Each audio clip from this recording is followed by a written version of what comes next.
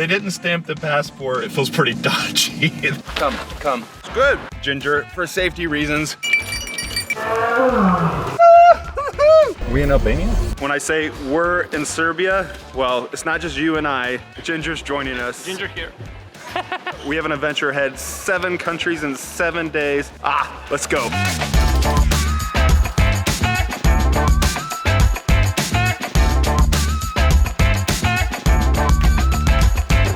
We are in Serbia.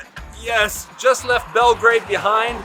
And you and I are going on a 7-day journey here in the Balkans to discover the mysteries of these countries. We're going through Montenegro. Never mind, I'll reveal the places as we go. Let's get going. Serbia!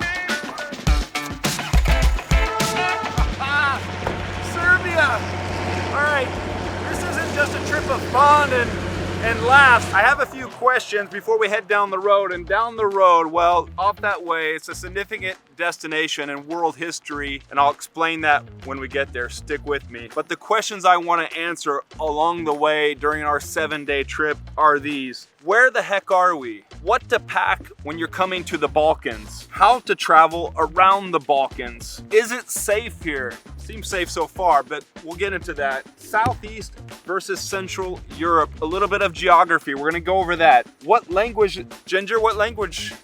We speak Serbian. Why? Why am I making this trip? This is the flag of Bosnia, blue and yellow stars. We have some good news as Ginger tries to stop the car here. We are in Bosnia and Herzegovina. This is a new country, a new land. Down the road is the capital, Sarajevo. I'm taking you to a place called the Latin Bridge, and I'll explain what that's all about when we get there. But this is the excitement and the adventure of new land.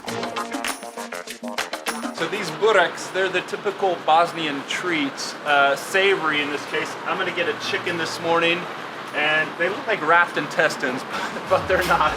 It's a doughy pastry layered specialty from here in Bosnia and Herzegovina. It's good.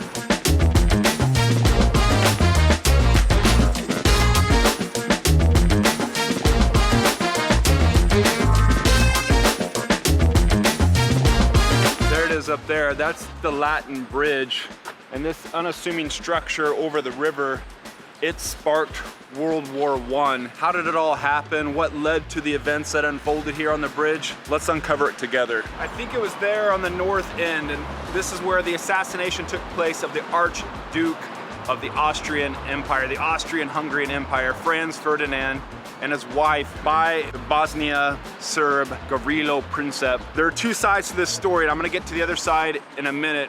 And how the Western side looks at it is different than how they look at it here. We were already in a political, volatile environment, and that was the event that sparked weeks of controversy and then World War I. It was a bloody, dangerous time, and World War II followed soon after. Now, what's the other side of the story? Because I encourage you, anytime we talk about anything around the world, any of the current political events as well, always consider both sides, even your enemy's side. Well, the other side, from the Bosnia and Serb side, they see Princip as a hero, as someone who freed them from the rule of the Austrian Empire, and he was celebrated. 2 sides to every story. What's your take on this? Either way, this is an important part of history.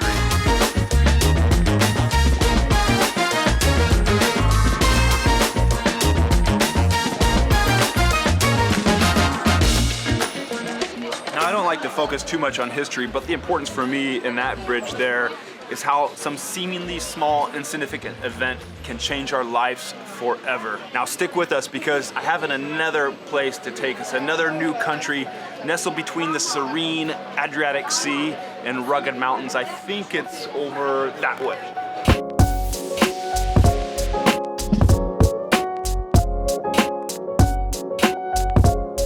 We're in Montenegro! Montenegro! This is one of those cool countries you gotta put on your list. Remember I said I'd explain what to wear when you're coming here to the Balkans, and where the heck are we? Remember these questions? Where the heck are we? Well, the Balkans are nestled between the Adriatic Sea off to the west. We got the Mediterranean Sea down to the south, and off to the east, the Black Sea. And it consists of several different countries divided by geopolitical and cultural boundaries. Several different countries are in the area we refer to as the Balkans. Now, what to pack if you're planning a trip here to the Balkans? Because as you can see, we got mountains, we have seaside, many different conditions. Well, in the summertime, don't worry about it. Pack light, t-shirt, shorts, and you'll be fine. Maybe some flip-flops and a pair of swimming trunks. In the winter time, in the spring and the summer, in those shoulder months, Ginger? Well, we have all 4 pretty proper seasons. So in the summertime, you go light. In the winter, you go a proper winter jacket. In between autumn and spring, you can go light jacket, you can go little flip-flops, you can go light shoes. Pretty much all the 4 seasons, we got them. Well said, and from a local. Now let's get going.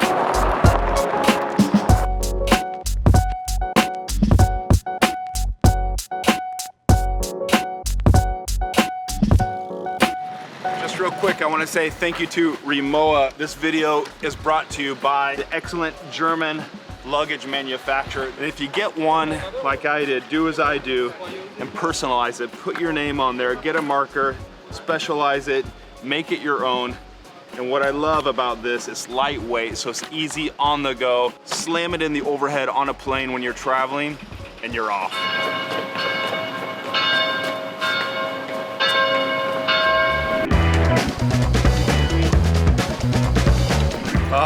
Early morning in Kotor. This is this little tiny ancient city here in Montenegro. Maze of historic streets, tiny little squares, ancient buildings. I'm loving it. 7:30 in the morning, we're getting the city that's coming to life.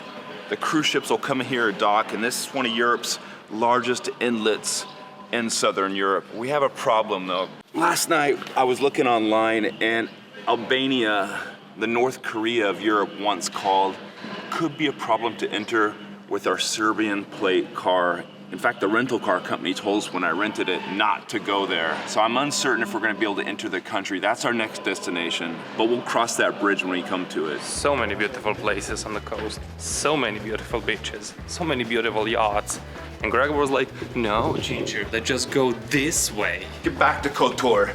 It's not just about its stunning views and rich history. There's a story behind each little corner, and I've heard up top at the ancient fortress, through its secret passageways, there's one that reveals a stunning view. So we're gonna make our way up. Let's see if we can find it.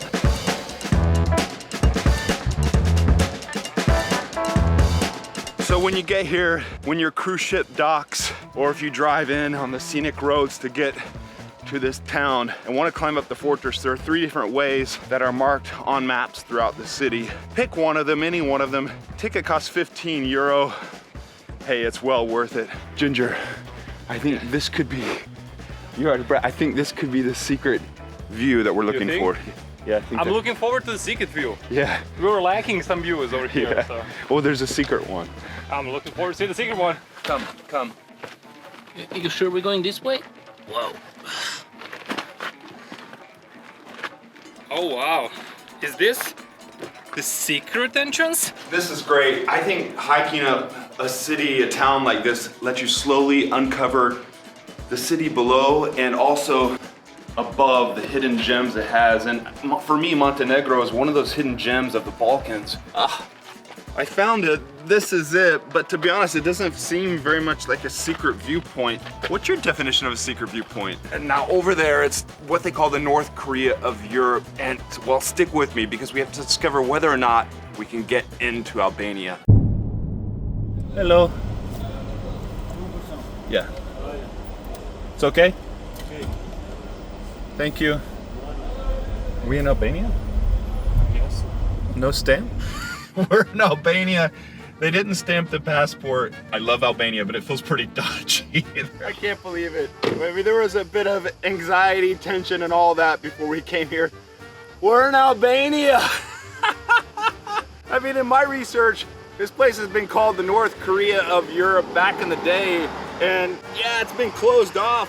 For much of the 20th century, it was closed off from the rest of Europe due to this ruthless dictator Enver Hoxha. I'm happy to be here, to be honest. And we're gonna head down the road after the heights of the Kotor mountains, we're gonna get to the depths of Tirana. But before we do that, remember I said we had a question, how to travel the Balkans. And now this is very important. Frankly, you're not gonna get around by train because it's a mountainous area, especially over here on the west side. If you don't wanna rent a car, well, a bus would be your best bet to get around. If you have the money, go with renting a car, and that's what we did on this 7-day trip.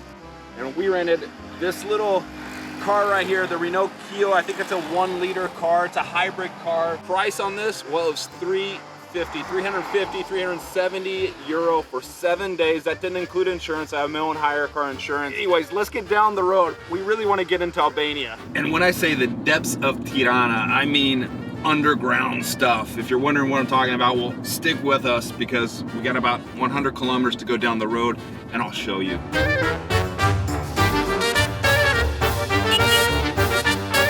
Welcome to Tirana, the capital of Albania, and this place has true communist vibes. A huge, massive square, colorful buildings all around now, and it's changed quite a bit over the years, but it still maintains the communist vibe, the Italian vibe. It was once a colony of Italy. I heard around here there's an underground bunker turned into an art museum. Let's see if we can track it down. This is a sad and historical reminder of Albania's terrible past from the 50s all the way up through the 90s.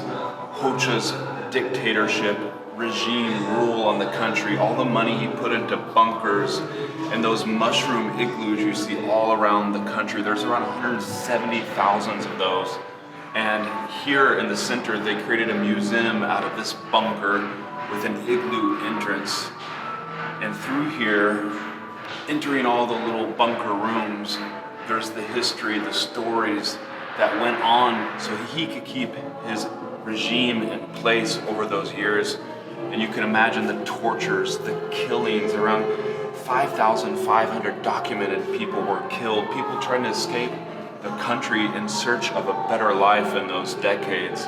And indeed, this essentially was the North Korea of Europe in those years. You may not prefer to visit war museums or learn about religion in the countries you visit in your travels, but I think it gives us a proper understanding of a country's story, and it's especially significant in our 7-day odyssey. To be honest, the next couple of days has me worried because, well, we may need to ditch the car for safety reasons. I'll explain as we get going.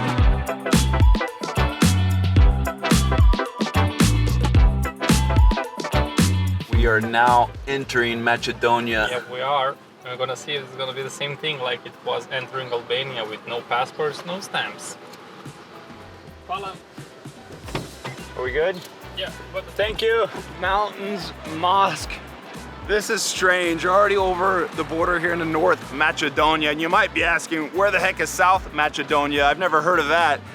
I'll get into that later. Down the road is Skopje, and that's the capital of this country, and it has some hidden secrets in its past. We're gonna dive into that. Tomorrow we're gonna have to deal with this issue about ditching the car. I don't know what we're gonna do. I'm gonna explain the complexities of that. But remember, I said we go over how safe is it to travel around the Balkans. Well, anytime you're traveling through a country, you wanna keep abreast on the regional political issues, and also always be culturally aware of your surroundings. Always think smart, think safe, and don't do anything stupid. But already in my journey around the Balkans, I can tell you the Balkan people are friendly, welcoming, just as I heard they would be. I didn't find any difficulties. Ginger? yeah, me as a Serb, I was kind of worried about Albania because of all the Serbian propaganda and everything, but I literally felt safe all the way through. I want to talk a moment about my members and thank all of you, and thank a few in particular. John, Gina, Bruce, all of you. I appreciate all the support on the channel. If any of you want to join this exclusive club, it's easy to do. Just click on the button down below to join and become a member. You're gonna get exclusive early bird viewing to my videos, priority replies to any of your questions on travel, food, and adventures, and it helps support me and the channel. Also, a simple like and sub down below also helps. Anyway, let's get going. Good morning, Skopje. We're gonna explore this town another day. Stick with me, we'll do it. But I have a particular country I wanna take you to with its own particular story, and it has its own safety concerns. I told you we had to ditch the car. Well, I'm ditching the car, and surprise, I'm also ditching Ginger. Let's forge ahead.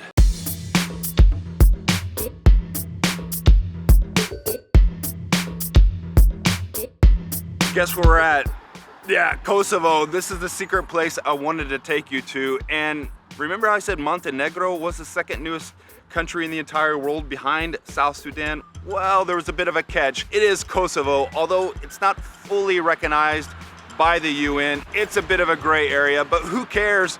We're here in the capital. What's the name of the capital? We're here in the capital, Pristina. It's a beautiful Sunday morning, and around here, there's supposed to be a statue of a former president. We're gonna see if we can find him and just discover a bit of the city. This is a unique country tucked within the Balkans, north of Macedonia, south of Serbia, and unique in that it's an extremely young population with the average age around 35 years old. And in fact, 40% of the population is around 25 years old. Do you remember the gray area I talked about? Well, Kosovo is only recognized by about 107 of the nearly 200 countries in the world. In fact, when we rented the car, they told us not to drive into Albania, not to drive into Bulgaria, and definitely don't drive into Kosovo. So that's why I ditched the car today in Macedonia. And the other thing, you definitely don't want to drive a car here with Serbian plates, although I don't think there would be a problem. But that was the reason I left the car, and that was the reason I left Ginger. He didn't think that it was worth visiting Kosovo and doesn't really consider Kosovo a country. There are two sides to every story. Remember we talked about that earlier on in our trip to Bosnia. Consider that because the 1990 conflicts here really ripped apart the Balkans and is still fresh on everyone's mind. Now remember, I said I'd take you to see one of the former presidents of the United States. Check this out, right over my shoulder, US flag, a big mural with the face of Bill Clinton. I smoked marijuana, but I never inhaled. I don't even think in the US is Bill Clinton revered as much as he is here in Kosovo because, well, he helped this country with the NATO bombings and everything get its independence from Serbia. Wrong. To thank him, the Albanians put up a massive 10-foot tall, 3-meter high statue of him here right in the city center. We just arrived back in Skopje. Skopje. Where is South Macedonia? Ooh, that's a good question. There's no South Macedonia, there is only one Macedonia. You're here. North Macedonia. No, only Macedonia. There is South, North, everything, everywhere is here. So Thank you, Oliver. Good tour today. Thank you. thank you.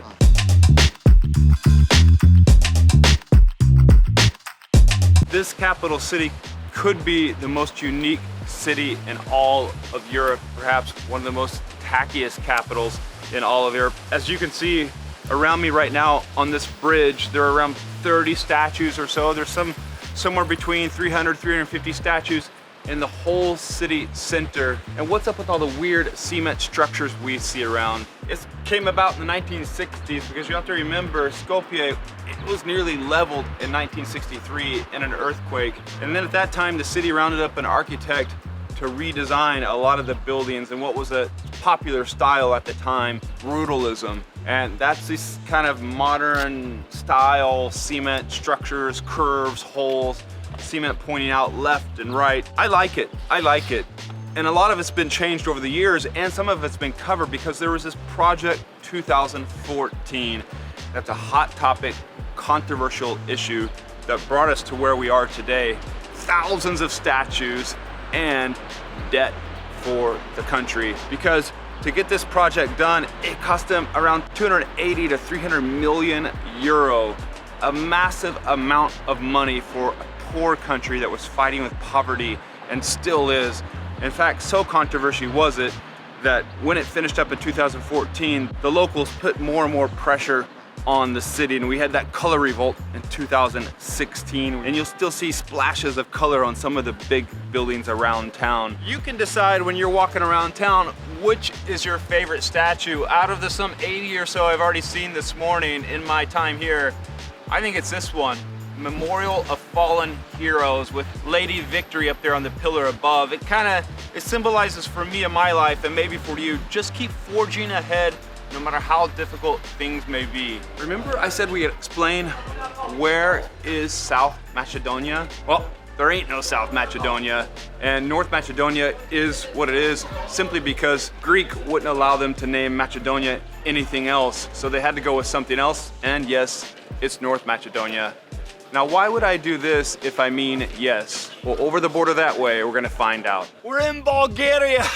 We just crossed the road right up there. It's kind of a strict border control because this is the European Union, so it's a bit stricter. This is one of the oldest countries in Europe with its name remaining unchanged since way back in the day, 1681. This is also the birthplace of the Cyrillic language dating back to the 9th century, invented, I think, by some Bulgarian scholar. And the curiosity, remember? This means no, and this means yes. It's odd. Only here in Bulgaria, we had this, there it is, we had this list of questions we wanted to cover, and one was Southeast versus Central Europe. Well, what's the difference? Southeast Europe is basically the area we've been covering here, the Balkan Peninsula. It's a culturally rich and diverse area with languages that are different, and that's been ruled over by the Ottoman, the Byzantine, and the Austro-Hungarian empires, sandwiched between the Adriatic, the Mediterranean, and the Black Sea. Then your Central Europe, well, that's going over to the west from here, still not towards Western Europe, but it's the countries like Switzerland, Germany, Poland, rich cities that have these cultural and economic hubs. Now down the road there, stick with me because we're gonna find some healing hot water. I think I could use that after all this traveling.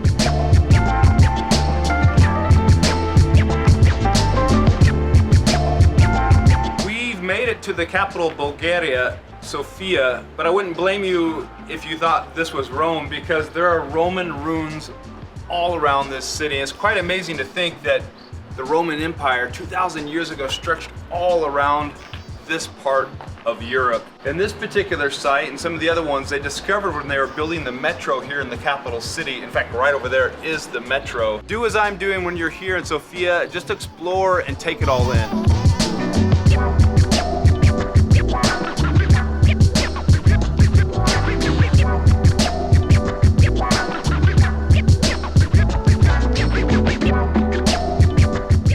I mentioned the therapeutic water. Well, this is it. Wire, there's a vodka inside. There is a vodka There's inside. vodka.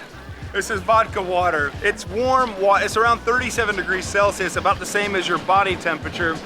And the locals, as you can see, they love it. They come here and fill up their bottles. I think I see around 20 fountains here. It's high in minerals and certain elements that really help your body, so they say. And if you don't mind drinking warm water, well, it's perfect. Anyway, it's a must-see spot here in Sofia. I just heard from Constantine here these therapeutic fountains about the head nodding yes or no.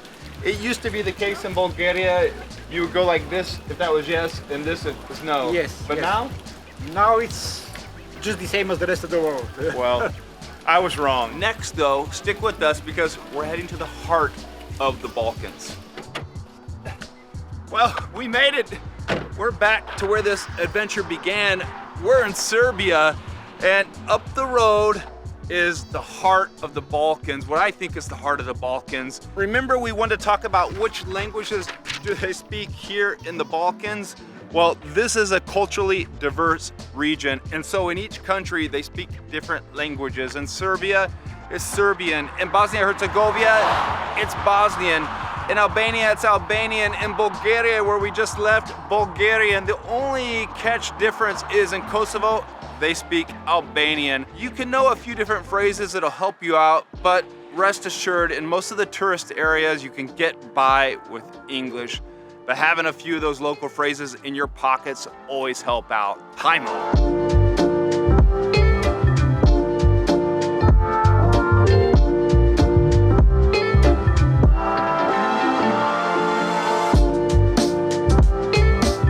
A long 7 days. Why am I traveling around, running around the Balkans? Well, we'll get to that. Stick with me, I'll explain. But we've made it here, the heart of the Balkans and the heart of ex-Yugoslavia. This is Belgrade. It's already, for me, one of the most vibrant capitals of all the capitals you and I have visited along the way in this trip. It's a multicultural city. It's full of life. It's full of nightlife as well. And some would say, Ginger, it has the best food out of all the Balkans. Down the road, we're gonna get to it. It's an important location to the story and the past, recent past of the Balkans. So let's go discover it. For me, this is one of the most iconic, albeit eerie, parts of the city here in Belgrade, Serbia, and the whole of Balkans, because this is a stark reminder of the region's past. These bombed out buildings were left as is after the 1999 NATO bombings. And even walking around here today, you can see this is still a hot topic for the area, both for the Serbians up here and for the southern part of the Balkans that you and I visited earlier on in this trip. These relics of the past war are a stark reminder that the world's constantly changing all around us. Why? Why am I doing this? Remember I said I'd explain why? Well, at the beginning of the year, I set myself a list of goals. Maybe you have a set of goals too, drop them down below. But one of them was adding more countries, visiting new lands, new cultures, and exploring new places, adding them to my list. And now with this trip, we've come a long way. You and I together, and also Ginger, we visited 7 new countries. Country number 60. Country number 61. Montenegro. We're in Albania. North Macedonia. Country number 65. Number 66. It's been a complete journey, and if you want all sorts of travel tips and information like this, what we've been doing, everything from Italy all around the world, I'm putting out a regular email newsletter with all sorts of travel tips and hacks. It's free. Sign up down below in the description. We've crisscrossed the Balkans to uncover some of the Balkans' best kept